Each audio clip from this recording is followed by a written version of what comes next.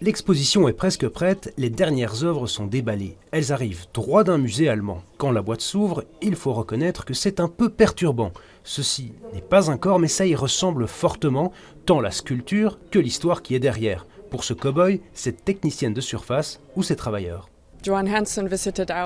L'artiste Dwan Hansen a visité notre musée dans les années 90. Il a modélisé ces deux travailleurs du musée.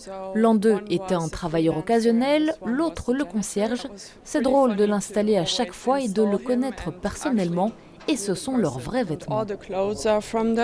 Les vêtements et jusqu'aux cheveux qui ont été rasés pour la statue.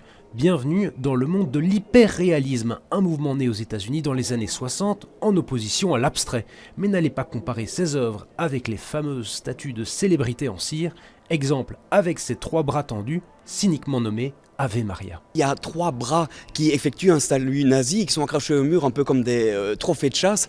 Là, il y a clairement une démarche humoristique et provocatrice chez l'artiste. Et donc, ça montre bien qu'on n'est pas juste chez Madame Tussaud. On n'est pas dans quelque chose qui cherche juste à représenter la réalité telle qu'elle est, mais à faire passer un message, quel qu'il soit. Autre salle, autre ambiance, ici les rêves ou les cauchemars prennent des airs réels.